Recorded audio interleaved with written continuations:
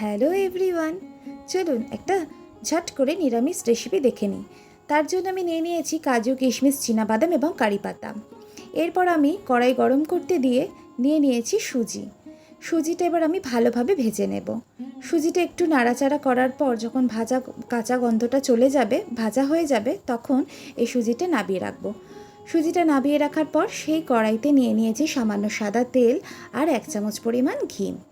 আপনারা সম্পূর্ণ রান্নাটা ঘিতে অথবা সাদা তেলেও করতে পারেন।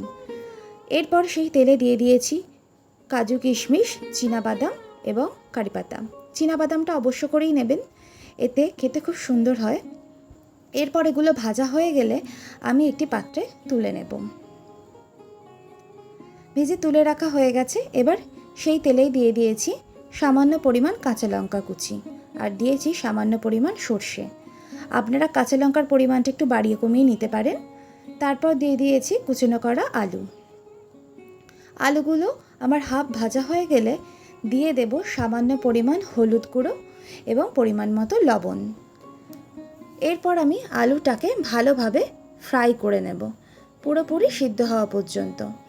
ভালোভাবে আলুটা ভাজা হয়ে গেলে এর সাথে আমি মিশিয়ে নেব কাজু, কিশমিশ, কারি পাতা, চীনাবাদাম যেগুলো ভেজে রেখেছিলাম। এবার এগুলো আরেকবার মিশিয়ে নেব। ভাজা হয়ে যাবার পর আবার আমি এর সাথে মিশিয়ে নেব ভেজে রাখা সুজিটা আমি এখানে ঢেলে দিলাম। এবার সুজিটা ভালোভাবে আলুর সাথে নেড়ে নিতে হবে। এই ক্ষেত্রে গ্যাসের ফ্লেমটা আপনারা মিডিয়াম হিটেই রাখবেন, খুব জোরে দেবেন না, আবার খুব কমিয়েও রাখবেন না। এইভাবে বারবার নাড়াচাড়া করার পর দিয়ে দেবেন 1 চামচ ভর্তি চিনিটা কিন্তু অবশ্যই দিতে হবে, এতে কিন্তু খুব মিষ্টিও হবে না, আবার কাঁচা লঙ্কার জন্য এই রেসিপিটা ঝালও হবে না, একটা দারুণ স্বাদের খেতে হবে। এরপর দেখুন আমি সামান্য পরিমাণ জল দিচ্ছি, আবার খুন্তিটা নাড়াচ্ছি, আবার সামান্য পরিমাণ জল দিচ্ছি, আবার সুজিটাকে ভালোভাবে মিশিয়ে নিচ্ছি। এইভাবে আমি বারে বারে জল দেব এবং সুজিটাকে পুরোপুরিভাবে রান্না করে নেব।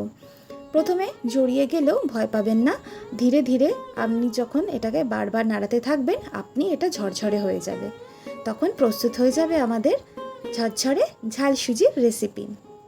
সকালের জলখাবারে এটা আপনি বানিয়ে ফেলুন, খেতে কিন্তু দুর্দান্ত হয়। অবশ্যই বানিয়ে জানাবেন কিন্তু কেমন লাগলো।